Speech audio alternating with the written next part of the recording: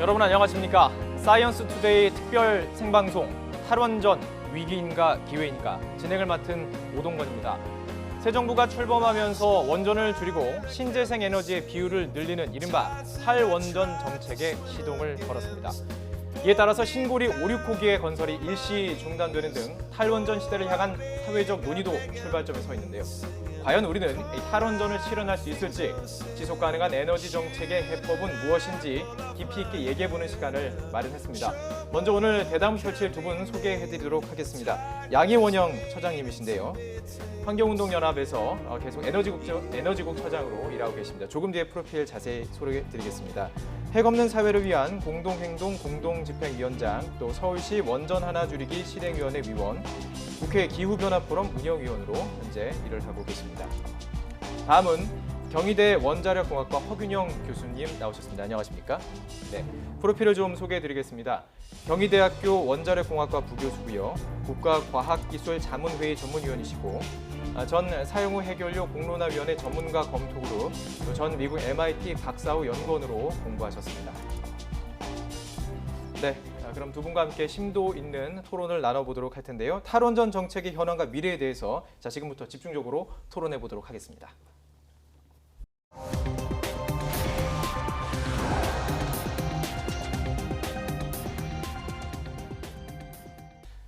최근 가장 이슈가 되고 있는 바로 부분, 이 신고리 5, 6호기의 건설 일시 중단이겠죠. 신고리 5, 6호기를 둘러싼 논란, 어떻게 진행이 되어 왔는지 허찬 기자가 정리를 해드립니다.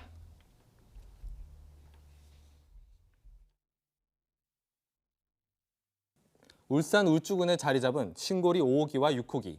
오는 2021년과 2022년 각각 완공 예정인 두 원전은 현재 30% 가까이 공사가 진척됐습니다. 두 원전의 건설은 시작 단계부터 순탄치 않았습니다. 이미 신고리 3, 4호기가 자리 잡고 있고 주변에 인구가 밀집한 도시들이 있어 사고가 발생하면 막대한 피해를 볼 수 있다는 반대 여론에 부딪힌 겁니다.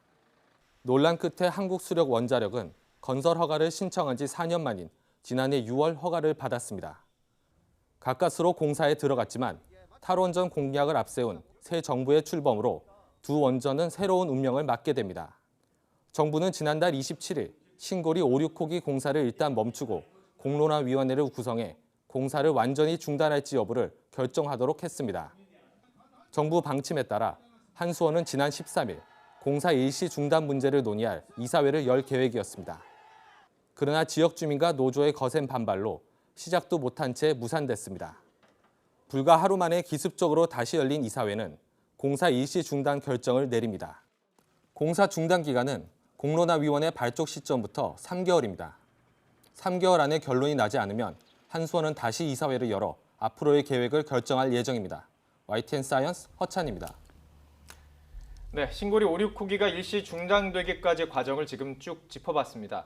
아무래도 이 문제 때문에 지금 탈원전에 대한 얘기도 본격적으로 지금 토론이 시작이 되고 있는 것 같은데요. 먼저 양희원 처장님, 이 부분에 대해서 좀 말씀해 주시죠. 네, 일시 중단이죠. 영구 중단이 그렇습니다. 아니라 일시 중단인데 신고리 5호기, 6호기는 단순히 두 개의 원전이 아닙니다. 이 두 개의 원전이 작년에 건설 허가가 날 때 그때 전 세계에서 가장 많은 원전이 한 곳에 밀집되어 있는 형태의 결정이 난 거예요. 예. 9번째, 10번째 원전이 건설 허가가 난 건데요. 예. 근데 이게 굉장히 일방적이었다고 저희는 봅니다. 이렇게 인구가 밀집되어 있는 부산, 울산 바로 가운데이지 않습니까? 거기에 9번째, 10번째 세계 최대로 밀집한 그런 원전을 위치시키는데 한 번에 여러 개의 원전이 사고가 날 가능성, 그럴 때 사고 대비 이런 것에 대한 평가가 이루어지지 않았어요. 우리가 그런 기준이 없다 보니까. 네네. 하지만 후쿠시마 원전 사고를 우리가 겪으면서 알게 된 것은 한 장소에 동시에 여러 개의 원전이 사고가 날 수 있구나. 그걸 알게 된 겁니다. 그러면은 그 다음부터 거기에 대한 준비를 했어야 되는데 우리가 그 준비를 못한 상태에서 건설 허가가 난 거죠. 공사 공정률이 한 29% 말씀하시는데 사실은 공사 공정률은 10%입니다. 네.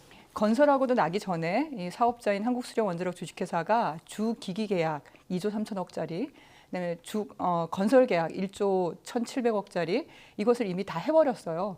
그러다 보니까 종합 공정률이 29%로 높아진 거라서 이렇게 높아 보이는데 사실은 건설 들어간 지 얼마 안 되고 이제 기초공사하는 정도이기 때문에 공론화를 통해서 이 결정을 하겠다 하면은 우선은 일시 중단하는 게 맞다고 네네. 봅니다. 예, 지금 시청자 여러분들에게 좀 설명을 해드리면 지금 한 1분 30초 정도 양측의 의견을 충분히 듣기 위해서 시간 제한을 조금 두고 있습니다. 제가 혹시라도 말씀이 길어지면 조금 중단시킬 수 있다는 점 감안하고 말씀해 주시면 좋고요. 네. 한 1분 30초 정도 이제 또 교수님께 이 부분에 대해서 반박할 시간 또 드리도록 하겠습니다.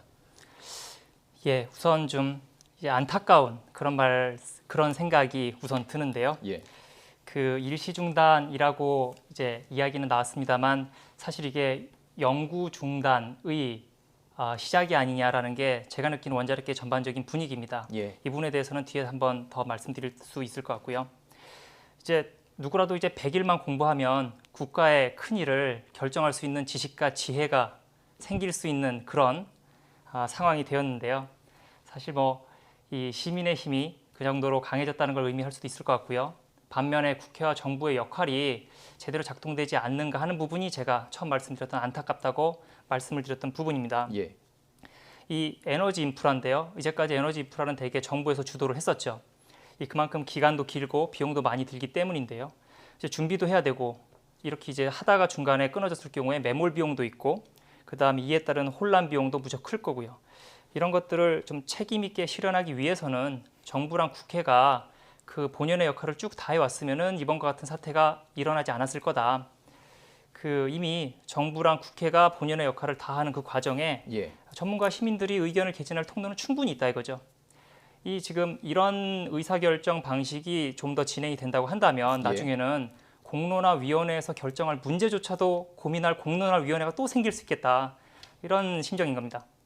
네, 시청자 여러분들께 설명을 해드리면 현재 지금 공론화위원회에서 위원회를 구성하는 절차가 진행 중이고요. 이 부분에 대해서 잠시 뒤에 또 집중적으로 짚어보도록 하겠습니다. 지금 양희 처장님께서는 신고리 오리콕의 안전성 자체에 대한 좀 문제를 짚어주셨고요. 허 교수님께서는 지금 이 의사결정 과정에서 전문가가 아닌 너무 시민의 의견을 따라가는 것이냐 아니냐 이런 지금 이 부분을 좀 집중해서 말씀하셨다고 볼 수 있을 것 같습니다. 서로 다른 시각에서 이번 문제를 이해하고 계시다는 걸 알 수 있는데요. 그럼 이제 원전의 가장 본질적인 문제죠. 안전이냐 이 효용이냐 이 부분에 대해서 계속 토론 이어가도록 해보겠습니다.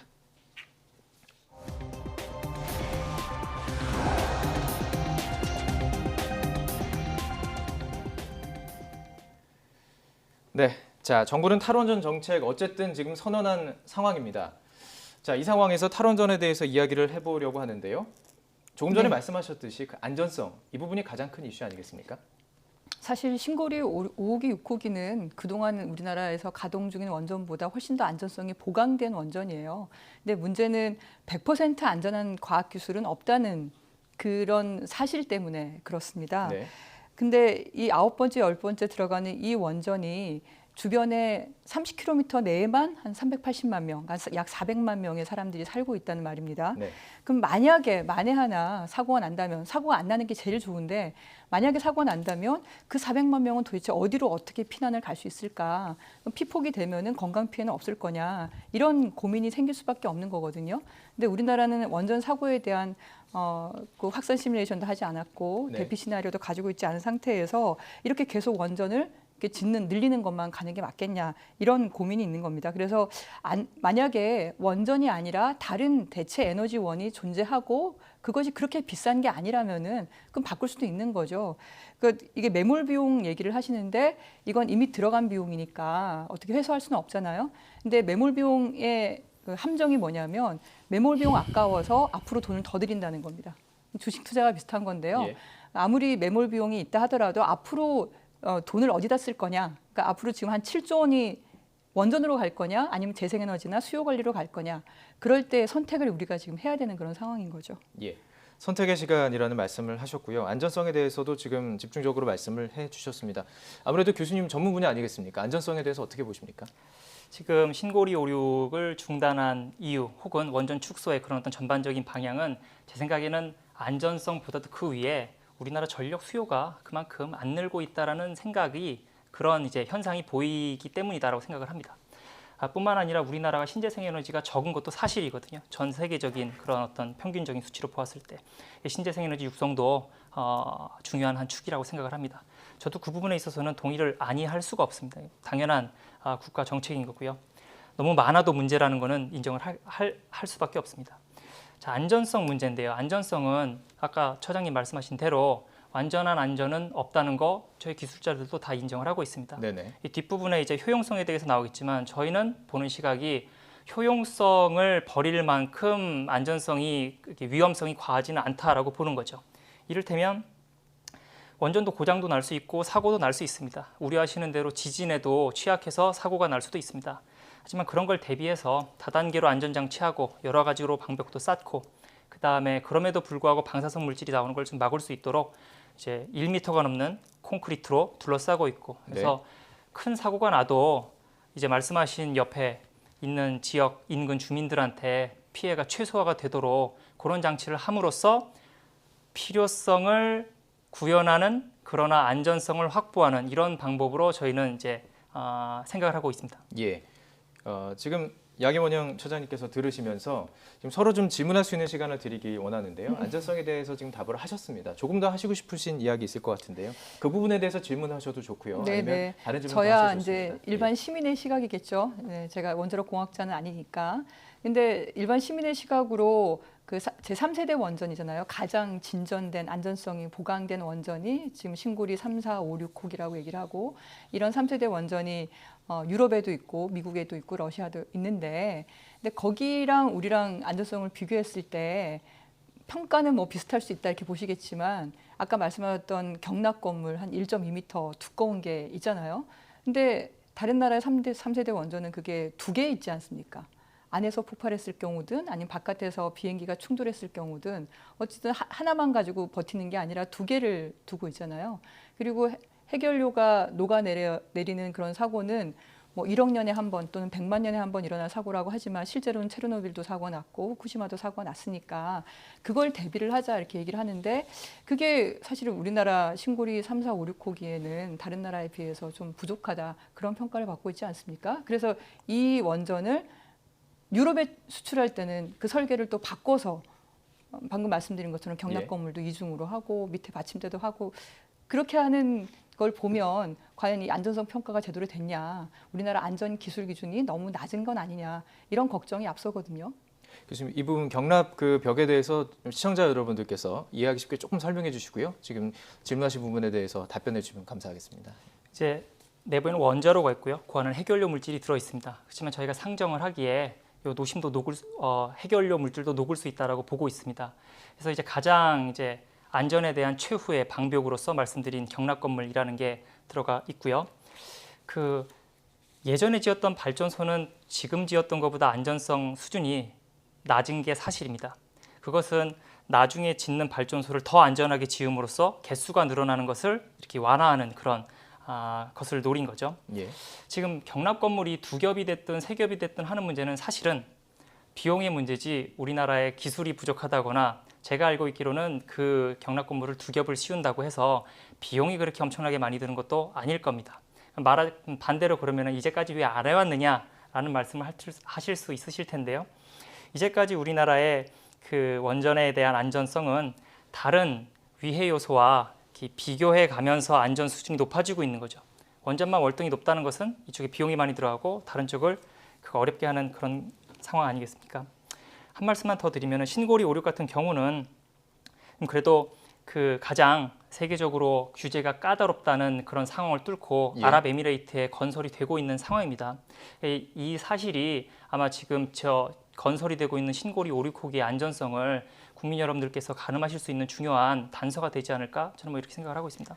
네, 지금 이제 그 양희 처장님께서 질문하신 그 부분에 대해서 질문을 드렸고요. 이제 허 교수님께서도 한 번 더 처장님께 질문할 기회를 드릴 텐데요. 준비하신 질문 좀 해보시면 좋을 것 같습니다.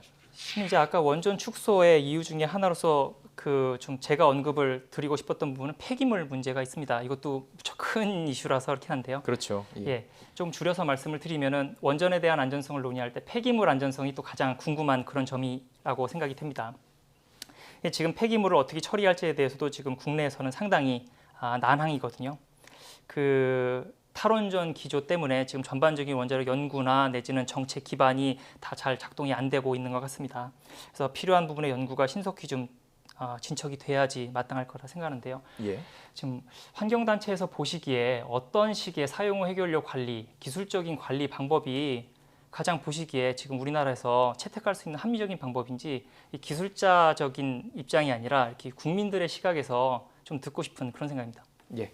충분히 되셨죠? 저희가 만약에 사용 해결료, 그러니까 고준위 핵폐기물 관리 방법을 알고 있다면 얼마나 좋겠습니까? 설명을 짧게 네. 드리면 저준위는 네네. 이제 하는 네네. 작업 속에서 노출된 뭐 장갑 이런 거고요. 고준위는 핵 연료에 쓰인 바로 그 물질을 말하는 거죠. 네, 네, 예. 그렇죠. 그 저 원자로 그 안에서 핵 분열을 하고 남은 폐기물인데, 예. 그러니까 100kg이 핵 분열이 되면 그냥 100kg의 핵 폐기물이 되는 겁니다. 네, 탄다고 해도 결국 다른 물질로 바뀌는 거잖아요. 그리고 그 사용 해결료는 여기에 만약에 있다 그러면 이 안에 있는 모든 사람들은 뭐 한 달 내에 급성 사망할 수 있는 그 정도의 방사선을 쬐게 되고, 그 자체가 너무나 뜨거워서 몇천 도까지 올라가면서 이 바닥을 뚫고 내려가겠죠.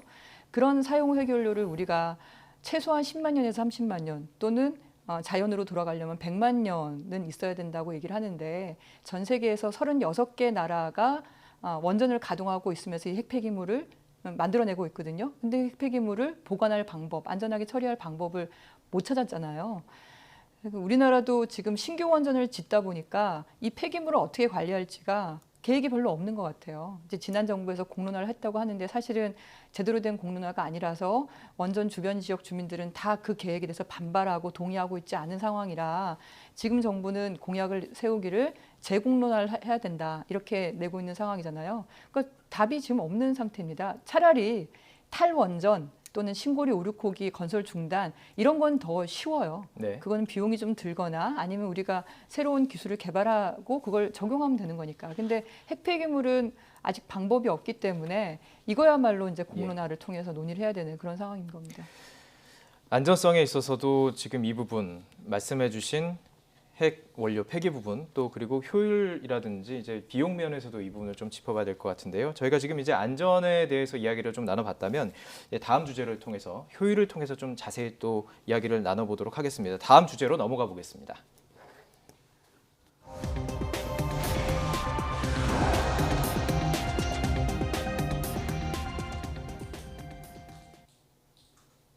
신재생 에너지 과연 대안인가 이런 질문을 화두로 던져봤습니다. 우리 정부는 원전을 축소하는 대신에 신재생 에너지에 힘을 실는다는 방침입니다. 정부가 구상하고 있는 새 에너지 정책의 로드맵을 이성규 기자가 짚어드립니다. 신재생 에너지는 태양광이나 풍력, 수력 등을 이용해 만드는 에너지입니다. 지난 2015년 기준으로 우리나라 총 발전량에서 신재생 에너지가 차지하는 비중은 6%대에 불과했습니다. 탈원전 시대를 선언한 정부는 이 비율을 오는 2030년까지 20%로 높이겠다는 방침입니다. 산업통상자원부는 이 목표를 달성하기 위해서는 총 53기가와트 규모의 신규 설비가 필요하다고 밝혔습니다. 연평균 1.7기가와트 규모씩 늘려가겠다는 기존 계획에 더해 매년 2기가와트씩 추가로 보급해야 하는 수준입니다. 새로운 발전시설이 계획대로 들어서는 데는 입지 선정과 보상 문제, 주민 민원 등을 어떻게 풀 것인지가 최대 관건입니다. 이뿐 아니라 농업인이 휴경지에 태양광 발전소를 설치할 때 정부가 낮은 이자로 금융 지원을 하는 농촌 태양광 사업이 확대됩니다. 정부는 이런 사업을 통해 농업인 소득 증대와 신재생 에너지 설비 확대라는 두 마리 토끼를 잡을 수 있을 것으로 기대하고 있습니다. YTN 사이언스 이성규입니다. 네, 신재생 에너지에 대해서 이성규 기자가 자세하게 지금 설명을 해주셨습니다. 이 부분에 대해서도 이제 좀 여쭤보고 싶습니다. 이번에는 좀 교수님께 먼저 질문을 드리도록 할까요? 교수님, 지금 신재생 에너지 정책에 대해서 설명을 해줬습니다. 과연 이게 실효성이 있는 정책인가요? 실효성이요. 실효성 문제보다 이 정책을 이제 진행을 함에 있어서 혹시 문제가 생길 만한 부분을 다 꼼꼼하게 짚었느냐 뭐 이런 질문을 먼저 드리고 싶은 겁니다. 예. 이를테면 지금 이제 저희가 신재생 에너지의 모델로 삼고 있는 독일 같은 경우에 과연 신재생 에너지가 그만큼 들어옴에 따라서 그 역작용이 된 것들은 없는가? 이를테면은 신재생 에너지는 누구나 아시듯이 그 백업 전원이 필요한데 석탄을 태움으로써 오히려 환경에 역행하는 혹은 풍력이라든가 태양광이 들어옴으로써 환경 규제가 약해진 부분이 없다라든가 그다음에 특히 우리나라 같이 전력에 대해서 이렇게 고립되어 있는 이런 경우에 과연 전기가 남아도 문제, 부족해도 문제 이런 문제가 해결되는가? 과연 필요한 기술들이 지금 시점에서 모두 가용한가? 미래 시점에서 그런 기술들이 실현되리라 너무 낙관적으로 보는 건 아닌가? 신재생 에너지는 들어올 일이기 때문에 지금 저희가 비전만 갖고 하기는 어렵다고 보거든요. 반면 지금 있는 원전이나 석탄은 있는 기술이니까 단점이 많이 보일 거고요. 그래서 예. 한 말씀만 마지막으로 드리면은 모든 에너지에 장단점이 있다는 것 기술자들도 다 알고 있고요. 그다음에 그것이 어느 정도 혁신적인 기술 개발을 통해서 극복될 거라는 것도 기대하고 있습니다. 그러니까 원전 제로 정책을 선언하고 나서 신재생 에너지가 들어오는 그런 로드맵을 택하기보다는 원전도 포용하고 가면서 누가 잘하는지 보고 신재생 에너지 보급을 이제 확대해 나가든지 줄이든지 혹은 나중에 필요하면 원전을 다시 꺼내 쓰든지 이런 정책을 구사해 보면 어떻겠느냐라는 생각이죠. 지금 허 교수님 말씀은 아예 반대라는 것은 아니고 원전을 무효화시키고 이렇게 가는 것이 아니라 병행해야 된다 이런 내용이고요. 조금 그 백업 부분들, 그러니까 조금 놓친 부분들이 있지 않느냐 이 부분에 대해서 지적을 해주셨습니다. 어떻게 보십니까? 문재인 대통령께서 지난 6월 19일에 탈원전의 방향을 제시하긴 했지만 사실 예. 그건 방향일 뿐이고 실제 2030년까지 이루려는 것은 미미하다고 저희는 봅니다. 예. 왜냐하면 재생에너지 20%예요. 그때도 원전은 여전히 한 20%가 될 거고 석탄도 여전히 한 30%가 되는 거죠. 이제 지금 원전과 석탄이 합쳐서 70에서 80% 너무 많아요. 너무 많다 보니까 재생에너지와 같이 미래 에너지가 들어올 틈이 없는 거예요. 그래서 여기를 좀 줄여야지 들어오는 건데 기존에 있는 원전을 줄이는 게 아니고 기존에 있는 석탄을 줄이는 거는 이제 노후한 석탄, 노후한 원전을 줄이는 그 정도고 몇 개 안 되거든요. 예. 그 결국 신규 늘리는 거를 안 늘리겠다 이 정도인 거예요. 예, 그런 상태라서 재생에너지로 채우는 건 그렇게 어려운 문제가 아닌 건데 제가 독일하고 일본을 많이 비교하는 이유가 OECD 국가 중에서 자원이 별로 없어서 에너지 순수용량이 많은 나라가 그러니까 이런 작은 나라 중에서 미국, 중국 이런 데 빼놓고 일본, 우리나라, 독일 이 순이에요. 예. 근데 독일이 우리나라보다 많이 수입을 했는데 재생에너지가 늘어나니까 국산에너지라서 에너지 순수용량이 줄어들었어요. 예. 그런 독일과 일본과 우리나라가 원전 전기가 30%로 같았습니다. 독일은 언제 그랬냐면 탈원전 결정을 하는 2001년에 원전 전기 30%, 재생에너지 전기 6.6%였어요. 근데 작년에 15년 만에 원전 전기가 13%로 떨어지고 재생에너지 전기가 30%까지 올라간 30%. 거예요. 예. 올라간 거예요. 15년 만에. 네. 일본은 30% 전기를 공급하던 54개의 원전이 원전 사고로 다 문을 닫으면서 예. 닫으면서 원전의 30%가 줄어들고 그때 재생에너지에 투자를 하면서 2년 사이에 25기가와트의 태양광이 들어갔어요. 예. 2년 만에. 그러니까 우리가 2030년까지 한 50기가와트 들어가는 건 이건 예. 오히려 간단한 문제예요. 예. 사실 지금 다음 질문이 있는데 이 부분에 대해서 좀 답변하시는 부분들이 있을 것 같은데 조금만 들어보고 가죠. 예. 답변보다도 예. 저 아까 이제 드렸던 말씀 중에 그 2030년까지 20%의 신재생 에너지가 들어가는 게 양적으로는 얼마 안 된다라는 점에 동의를 하더라도 예. 지금 신고리 요르크의 중단 결정이 나온 그 상황을 보면은 이게 어떤 정부의 시그널이 지금 당장 돌아가고 있는 원자력 발전소도 내일이라도 스톱시킬 수 있겠다라는 그런 위기인 겁니다. 그런 위기인 겁니다. 예. 제가 이 질의응답 진행되는 거 아닙니까? 제가 예. 시나리오를 하나 말씀드려 볼 테니까 이 상황이 우려되지는 않으신지 한번 여쭤보고 싶어요. 사실 뭐 준비된 것이 있는데요. 네. 지금 그 먼저 하도록 예. 하겠습니다. 질의를 하고 답을 하는 정식으로 하도록 네, 하죠. 네, 네. 그래서 중단 결정 이후에 이런 네네. 시그널을 원전업계가 받게 되면은 당장 저는 학교에 있지 않습니까? 네. 학생들 동요하고 있고요. 네. 그다음에 다품종 소량 이제 물품을 공급하는 업체들이 다 휘청휘청하고 있습니다. 저는 인력이랑 부품이 일단 바로 끊어져 나갈 것 같고요. 그러면은 원전들이 가동 연한이 다 돼가지고 스톱이 되는 게 아니라 인력이나 부품이 없어서 스톱할 것 같습니다. 그럼 무슨 일이 벌어지느냐? 예. 원자력 업계가 또 뭘 잘못됐구나 하고선 또 욕을 얻어먹을 것 같아요. 그다음에 어떻게 되느냐? 이거를 되살리려고 해외나 이런 데서 인력이든 부품이든지 끌어오게 되면은 그것도 넉넉치 않을 거고요. 원전 정지가 더 가속화가 될 겁니다. 예. 아마 신재생 에너지든지 중간 에너지든지 가스가 들어오기도 전에 예. 사고나 안 났으면 정말 좋겠습니다. 예. 근데 이 대책을 그러면 이제 어떻게 세울 거냐? 예. 부르는 게 값인 LNG를 사올 거냐? 예. 아니면은 실내 온도를 32도로 올릴 거냐? 예. 짧게 이 답변하고 이야기 또 나눠보죠. 네. 예.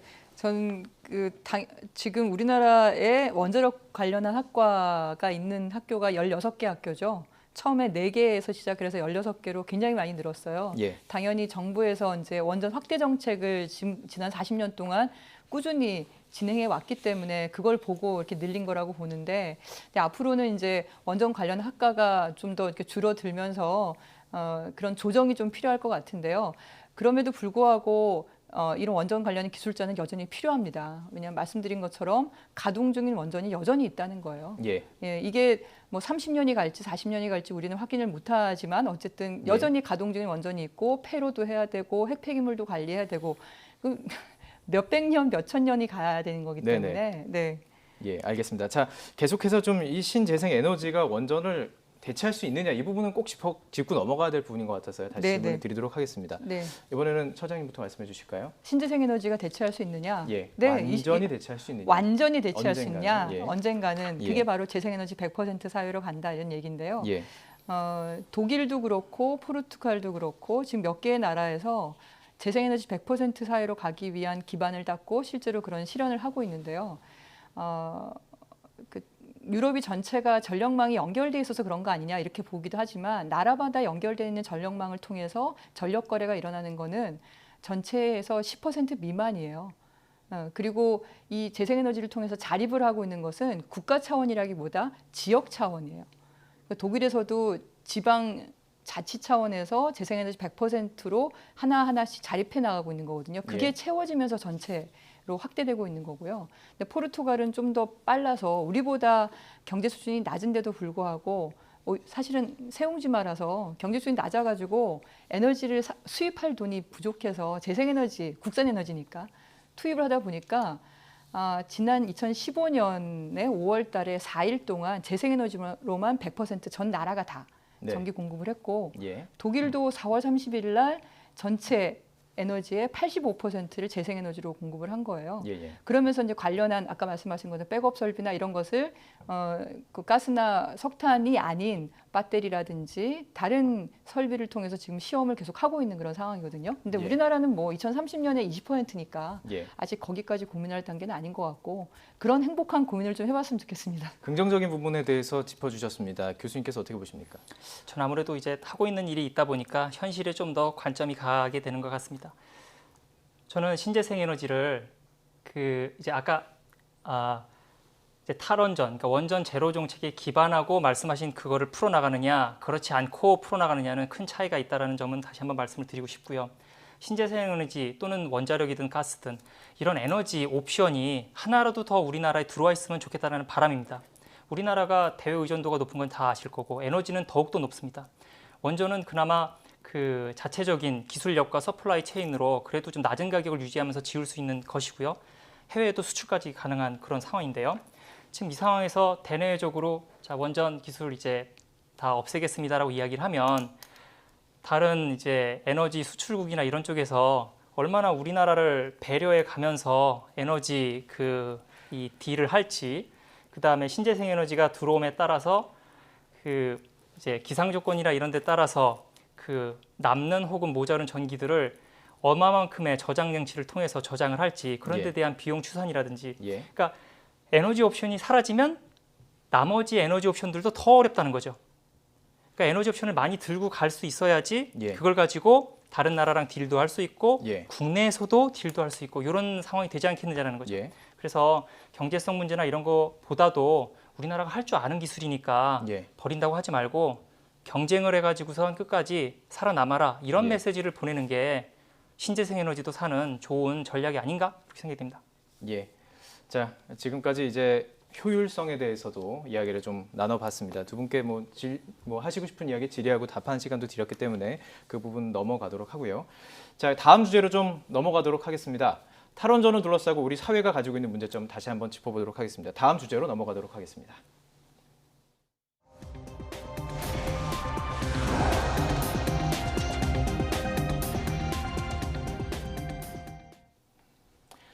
네, 이 탈원전을 둘러싸고 지금 우리 사회가 맞이한 가장 큰 과제, 바로 사회적 합의 이 부분입니다. 시민사회와 학계 그리고 정부 간의 다양한 의견들을 어떻게 하나로 묶어내야 할지 이야기해 해보겠습니다. 자, 이번엔 제가 두 분께 질문을 하도록 하겠습니다. 자, 먼저 허 교수님께 질문을 드릴 텐데요. 이 부분이 있었죠. 얼마 전에 나왔던 여론조사 발표입니다. 한국과학기술자연합에서 원전이 유지가 필요하다라는, 그러니까 65%가 넘는 응답을 했으면서도 이 부분에 대해서 조금 발표를 꺼렸습니다. 좀 눈치를 보는 것이 아니냐 이런 얘기가 있었습니다. 어떻게 보십니까? 아까 잠깐 말씀드렸던 것처럼 우리나라는 전력 시장이 정해져 있고 사용하는 사람도 사실 그렇게 크게 안 늘어나고 있고 그리드 이제 전력망도 고립되어 있고 이렇기 때문에 전력 시장 자체가 살살 포화가 된다는 게 사실입니다. 예. 무슨 뜻인고 하니 이 새로운 에너지 옵션이 하나 더 들어오면은 당연히 그 자신들만의 영역을 확보하는 그런 기득권 싸움이 없지 않아 있을 거라고 생각을 합니다. 인정을 합니다. 원전도 그거를 지키기 위해서 지금 의사 표현하는 거고요. 맞습니다. 근데 이제 그러한 기득권, 그러한 영역을 인정을 해줌으로써 전 국민에게 들어가는 효용이 더 크다라고 판단이 되신다면은 그 또한 뭐 가능하다고 생각을 합니다. 지금 이 부분에서 아까도 계속 말씀을 드렸지만 옵션을 많이 가져가면은 좀 더 잘 나갈 수 있겠다라는 생각이랑 또 하나는 내부적인 이런 싸움의 에너지를 밖으로 풀어내서 수출을 하든지 이런 쪽이 지금 우리가 판로를 개척해야 될 부분인데 안타깝게도 지금 내부에서 이런 그 갈등을 유발하는 것 때문에 밖에서 보는 시각은 매우 좀 차갑지 않을까 싶습니다.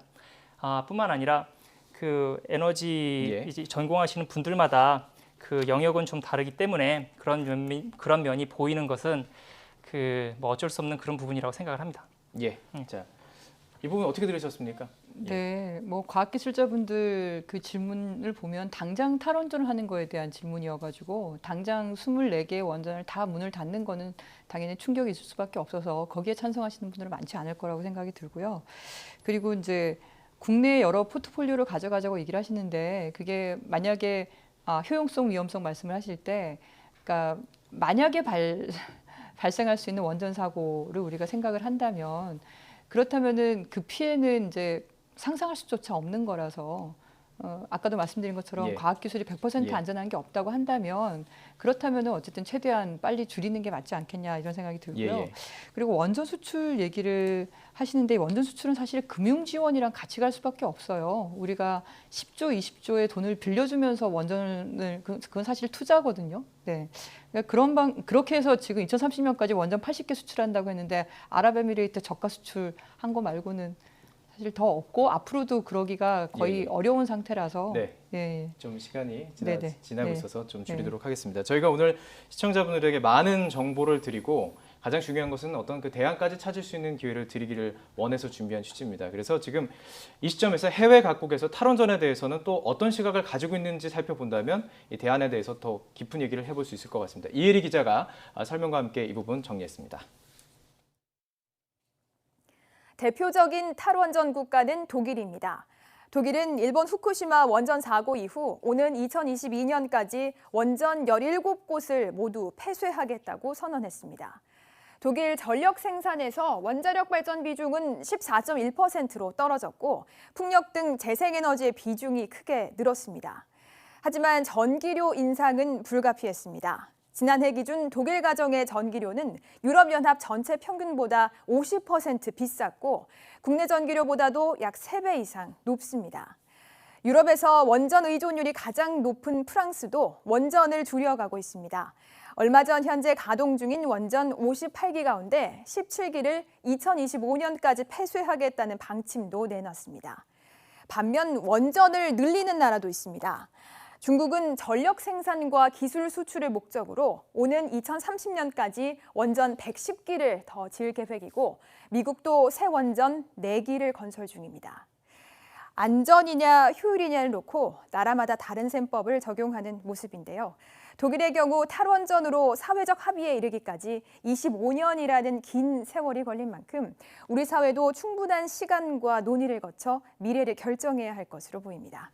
YTN 사이언스 이혜리입니다. 네, 아주 복잡한 내용이고 각자의 다 일리가 있습니다. 그렇기 때문에 지금 공론화위원회라는 것을 통해서 공론화 과정을 거치는 과정을 지금 저희들이 진행 중에 있습니다. 이 공론화 과정에 대해서 좀 질문을 드리고 싶습니다. 양 처장님 어떻게 보십니까? 그동안 에너지 정책, 원전 정책에 대해서는 일부 소수의 전문가들이 이제 밀실에서 결정을 했죠. 그러니까 정부 차원에서 결정을 하고 사실상 전문가는 들러리를 선 게 아니냐 이런 평가를 받고 있습니다. 예. 근데 지금은 공개된 장에서 일반 시민들에게 지금 한 뭐 100명에서 300명 정도로 뽑겠다고 얘기를 하는데요. 그러니까 지역과 성별과 세대와 그다음에 의견 분포도 현재 여론 수준을 다 반영을 해서 뽑은 다음에 양쪽의 전문가들이 공정하게 정보를 충분히 제공을 하고 예. 그 배심원들이 토론을 해서 결정을 하겠다는 겁니다. 이것은 예. 어떻게 보면은 진전된 참여 민주주의의 하나의 형태가 아닌가 생각을 하고 있습니다. 예. 각계각층의 참여를 말씀해 주셨습니다. 어떻게 보십니까? 공론화 과정. 공론화 과정 필요는 한데 예. 조금 방법이랑 이런 건 좀 달랐으면 좋겠다는 말씀을 서두에 좀 드렸고요. 이미 전에 사용 후 해결력 문제로 공론화를 한번 했었습니다. 저도 일부 참여한 부분이 있었는데 그때의 교훈을 잘 좀 보시고 이번 공론화를 진행을 해주시면 좋겠습니다. 꼭 찬반은 아니더라도 예. 제3의 제4의 다른 옵션은 얼마든지 나올 수가 있을 거고요. 이 과정에서 정부랑 국회가 본연의 역할을 계속 제대로 할 수 있는 그런 방안들은 마련해 주셨으면 좋겠습니다. 네. 장기 에너지 정책 방향도 민의를 포함해 가지고선 정하시고 그다음에 수급 계획을 통해서 원자력이든 신재생이든 양 정하시고 안전 규제, 독립성 강화해서 신뢰도 높이고 이런 부분들이 공론화 과정에서 진행이 안 되면은 그 또한 예. 다음에 또 무용지물이 될 것 같고요. 공론화 결과보다는 과정이 훨씬 중요할 것 같습니다. 정부가 좀 잘 봐주시고 예. 정책 방향에 리더십을 갖고 추진해 주시면 좋겠습니다. 예. 짧게 마지막 발언 시간 드리겠습니다. 충분히 지금 이야기를 못 하신 부분들이 있을 것 같은데요. 네, 1분 네. 내외 네, 한 네, 말씀씩 해주면 좋겠습니다. 예. 네네. 원전은 아무리 안전성을 높이고 기술을 투자한다 하더라도 어쨌든 사고가 일어날 수밖에 없다는 것을 저희가 후쿠시마 원전 사고를 통해서 확인을 했고 그렇다면은 최대한 원전을 줄여나가는 방식으로 가야 된다. 그러면 그 시나리오는 지금 뭐 가동 중인 원전을 한꺼번에 닫을 수는 없으니까 신규를 중단을 하고 노후 원전을 차례대로 폐쇄하는 그런 방향이 될 것 같고요. 그리고 재생에너지와 에너지 효율을 늘리는 것은 사실 일자리를 훨씬 더 많이 만드는 겁니다. 그러니까 한국 사회의 일자리 문제가 중요하지 않습니까? 지금 전 세계적으로 재생에너지에만 일자리가 1000만 개의 일자리가 있고 태양광에 300만 개예요. 우리나라도 이런 대열에 들어가서 좋은 일자리가 만들어지길 바랍니다. 예, 알겠습니다. 마지막으로 발언해 주십시오. 예, 몇 번 말씀드렸지만 저는 에너지 믹스가 좀 중요한 것 같습니다. 특히 우리나라 같이 의존성이 큰 나라에서 외국에 대한 의존성이 큰 나라에서요. 그래서 특정 에너지원을 국가의 에너지 정책에서 배제시키겠다라는 그런 선언은 조금 저는 좀 납득하기 좀 어려운 건 사실입니다. 예. 이번 공론화를 하니까 이번 기회에 말씀드린 대로 정부나 국회 역할을 강화하고 제대로 확립을 하고 그 과정에 전문가와 시민들의 의견을 들을 수 있는 통로를 확인을 해주십시오. 저는 마지막으로 원자력 기술을 하는 사람이니까 사고가 날 수 있다는 거 인정합니다. 대신 그 사고 결과가 우리 시민들, 국민들의 안전이랑 이런 손해가 일어나지 않도록 최대한 노력을 하겠다 그런 말씀 드리고 싶습니다. 예, 참 이 부분 참 우리가 아주 오랫동안 토론해야 될 부분이고 합의를 찾아가야 되는 과정입니다. 탈원전 나아가서 미래 에너지 정책을 놓고 찬반이 엇갈리는 것은 뭐 어느 사회건 피할 수 없는 문제인 것 같습니다. 중요한 것은 이것을 갈등으로만 볼 것이 아니라 건강한 논의로 발전시켜 나가는 계기로 만드는 것 아닐까 싶습니다. 자, 공들여서 논의를 하고 다 같이 합의한 결과가 바로 우리 미래의 선택이 될 것입니다. 사이언스 투데이는 앞으로 그 과정을 충실히 시청자 여러분들에게 전달해 드리도록 하겠습니다. 그럼 특별 생방송 탈원전 위기인가 기회인가 여기서 마치도록 하겠습니다. 지금까지 경희대 허균영 교수님, 환경운동연합 양희원영 차장님과 함께 이야기 나누었습니다. 시청해주신 여러분 고맙습니다. 고맙습니다.